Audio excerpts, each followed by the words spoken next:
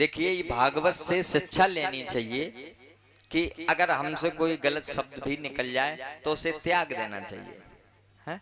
और अगर अच्छी बात आपको समझ में आए तो ग्रहण कर लेना चाहिए। लेकिन आजकल ऐसा नहीं है, आजकल ऐसा नहीं है। आजकल ऐसा है कि अगर धोखा से कोई गलत शब्द भी निकल जाए, गलत कोई शब्द निकल जाए तो लोग उसे ज्यादा पकड़ते हैं, अच्छी बात नहीं पकड़ते। तो पंडित जी ने कहा अपने बच्चों को अच्छी अच्छी शिक्षा सिखाओ इस भागवत के द्वारा। बोले ठीक है। एक बात याद आई गई, फौजी चाचा हमारी चाची तो यहाँ नहीं बैठे नहीं है, तो कोई बात नहीं कह ले। अगर चाची होती तो हमें तो भैया आपत्ति ही पड़ जाती, उन्हीं की किसी बात है। तो एक फौजी साहब आते, फौजी साहब उनकी धर्म पत्नी थी, तो बड़ी थोड़ी स्टैंडर्ड रहती भैया। अब जको आदमी फौजी हो तो स्टैंडर्ड तो हो ही जाए, नहीं हो जाए।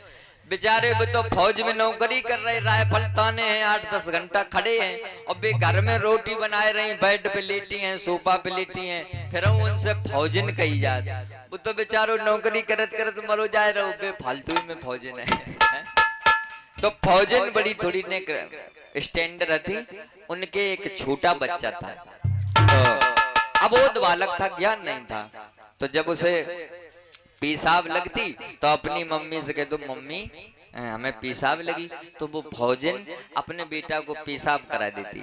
लेकिन जब पंडित जी की कथा सुन के आई तो बोली अच्छी अच्छी शिक्षा ग्रहण कराने के लिए पंडित जी ने कहा, तो कहीं बैठे हो तो ये कहने लगता है पेशाब लगी शब्द अच्छा नहीं लगता है।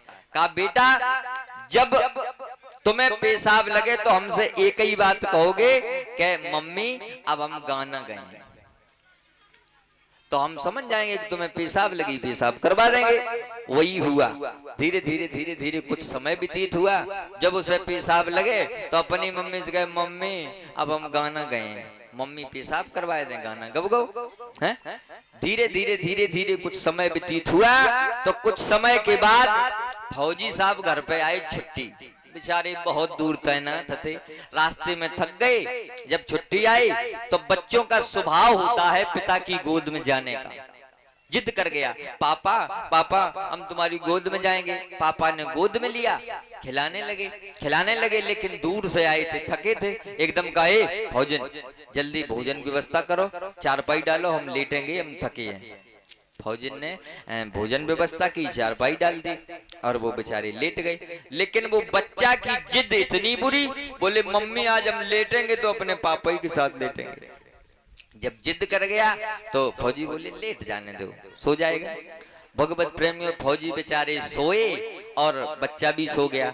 लगभग रात में 10-11 बजे हुए हैं, सोए पेशाब लगी, सोए एकदम बोलो पापा पापा अब हम गाना गाएं।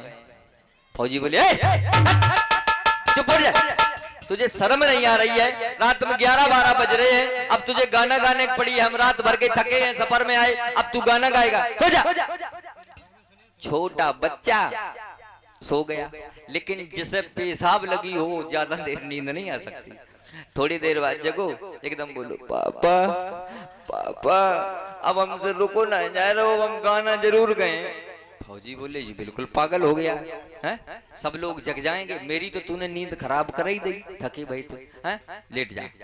दबोच दिया, शांत बैठ गया। लेकिन जब जोर से पेशाब लगी तो बोलो पापा हम गाना गए, हम हमें चैन नहीं पड़ रही। तो फौजी बोले हाय जाए, गाना की लत लगी है जो बिना गाना गाए नहीं सोए। तो ऐसा कर, फौजी ने कही तू गाना अगर गाना चाहता तो चिल्ला की मत गई, मेरे कान में धीरे से गा दे। जब फौजी ने कही कान में धीरे से गाए दे तो बच्चा ने बेचारो खड़ो भाओ और पापा के कान में पेशाब करने लगो। जो फौजी ने देखो कहा ये क्या कर रहा, कहा हम नहीं कर रहे, मेरी मम्मी से पूछो, मम्मी ने सिखाया हुआ है कि जब तुम्हें पेशाब लगे तो कहियो गाना गाइयो, तो हमें पेशाब लगी थी तो हमने गाना गाए दो। सोई फौजी को क्रोध आ, फौजी ने कहे इधर आ, फौजी को जगाओ। फौजन जग तो पहले ही गई, फौजन को जगाओ, इधर आ। फौजन आई, बोले कौन सी शिक्षा सिखाई तुझे? जब पेशाब लगे तो गाना गए, इसने मेरे कान में गाना गा दिया, तुझे शर्म नहीं आई ऐसी शिक्षा सिखाने? बोले फौजी साहब हमें क्षमा करियो, हमारी गलती नहीं है।